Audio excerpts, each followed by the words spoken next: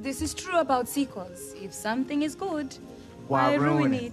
Whether you're flipping through the channels or deciding what to stream on Netflix, there's never a shortage of remade content. Welcome to MsMojo, and today we're talking about what makes reboots, remakes, sequels, and prequels so appealing to Hollywood studios. There was recently a reboot. They did some interesting things with Splinter and Krang's backstories. As much as television and film can be entertaining and even educational, that's not the driving force behind why it hits our screens. Give us some money! At the end of the day, it's really about making a buck. For every successful film and TV show, there are countless others that fail, costing studios millions of dollars. Oh! How about a plan B? No time for a plan B. So, when coming up with ideas for new projects, why not try recycling what's worked before? The success of one project becomes the inspiration for 5 new ones. It's an ongoing quest to find the secret formula for repeatable profit margins. I wonder, will we ever see each other again? Who knows? God willing, we'll all meet again in Spaceballs 2, the search for more money. And while every production wants to earn money, filmmakers also want it to cost less. Was it worth it? What? Compromising yourself for money? Prequels and sequels are advantageous in that the original actors may not play a significant role in the new narrative. I don't plan on staying here for long. Why not? This was my parents' idea. Therefore, the studio doesn't have to pay for their high salaries. Production costs are reduced by reusing sets, CG models, and locations. Wow, love your place.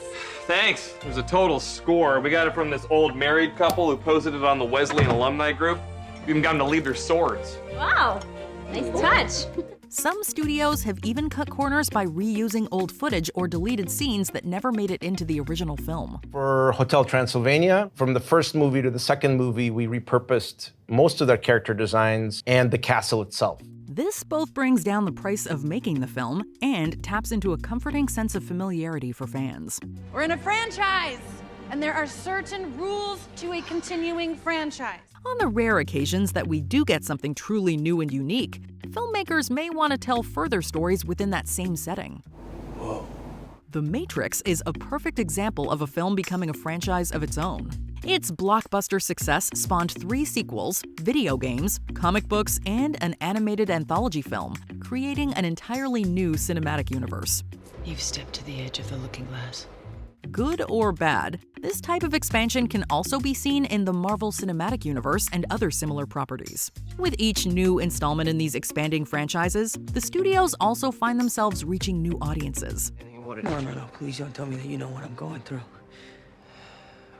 When you binge and enjoy an entire season of Stranger Things, you'll inevitably tell your friends who are likely to then do the same.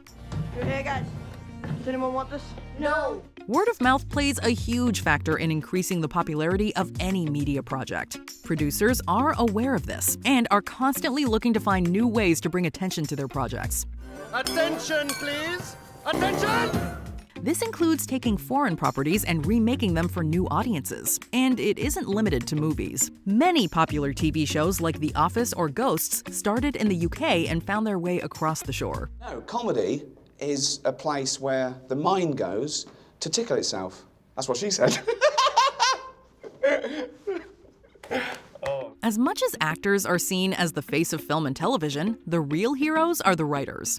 We're fellow travelers, warriors of words, soldiers of syntax, pugilists of prose. Writers. Overlooked by audiences, these artists use their imagination to create these incredible franchises. One of the oldest adages in writing is write what you know. And what could be easier than writing about characters everyone knows? How can I be adopted when I have a twin sister? Think, monkey, think. When young Sheldon was first released, the titular character had already been on the air for 10 years. Bazinga! That's an entire decade of character development that could be drawn upon for the prequel series. As creative as writers are, even they need a breather. Drawing from existing materials makes the process that much easier. You're joking, right? Did you see the word bazinga anywhere in that letter? Writers know how passionate audiences can be about a piece of work, so it becomes far easier to play on that sense of nostalgia than to build something new.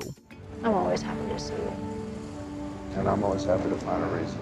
Despite the fictional nature of these stories, audiences often feel a deep emotional connection to film and television, especially stories that remind us of our youth. Whoa, I'm having an acid flashback. but I never dropped acid. I did take an antacid once. I must be having an antacid flashback. In recent years, studios have exploited this by resurfacing beloved characters from our past in the hopes of recreating their original successes. It's a delicate balance because for every Fuller House or Will and Grace, there's a Murphy Brown or Mad About You that just doesn't connect with audiences like it may have in the past. Wait a minute. What happened at 13 through 15? You know what? As I recall, those were not great years. Maybe you threw it out. There are also times when filmmakers are overzealous about giving fans what they think they want, at the expense of characters and story. I knew it. Fan service refers to purposely placing material in a piece of work that's meant to satisfy the fans. The most common examples of this are through cute cameos or Easter eggs. I don't remember this job being so painful. I do. Perceived by studio execs as a way to hook the audience, it can sometimes backfire spectacularly. Spider-Man 3, for example, included a terrible version of Venom that aggravated fans more than excited them. We can find a way to settle this. You're so right. I'm thinking humiliation. While these strategies don't always work, Hollywood prefers to play it safe by sticking to what we already know. All of this. We're leveling up so fast. With the cost of films and television increasing exponentially, some studios have shifted their focus from making big profits to curtailing potential losses. Brand new creative projects are considered high risk because studios don't know if anyone will watch them. They can always surrender. Reboots and franchises have a lower risk of tanking completely and forcing the studio to take a loss. Unfortunately, this leaves fans with more rehashed material than original content and can ultimately end up driving them away. We're in a degenerate era today where all they think about is what can we remake. As much as executives want more profits and tighter control, there are some notable advantages to franchises, particularly in film. Franchise, franchise, franchise, franchise, franchise. Whereas television has always been able to tell longer-form stories, a standalone film struggles with this. Franchises like the MCU have shown us that character development and extended stories can also be told on the big screen. Avengers!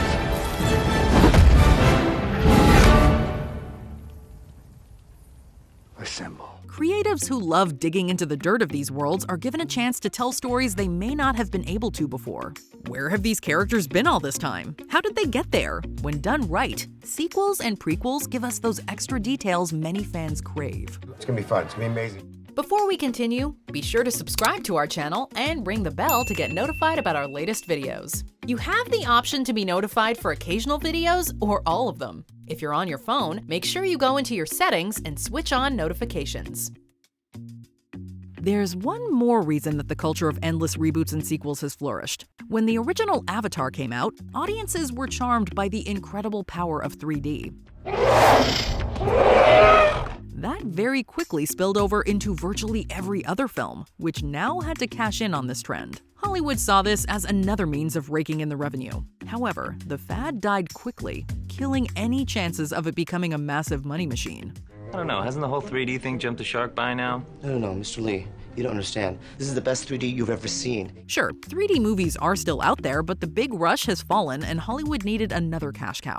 Instead of the screen popping out at you like popcorn, they decided to go back to the well and try one more time to make what was old new again. It's 3D, man! I'm sick of 3D. Which remakes, reboots, or sequels did you enjoy as much or more than the original? Let us know in the comments. Well, a reboot, boys, is when Hollywood wants to make a lot of money without the hassle of creating a new movie. Do you agree with our picks? Check out this other recent clip from MsMojo. And be sure to subscribe and ring the bell to be notified about our latest videos.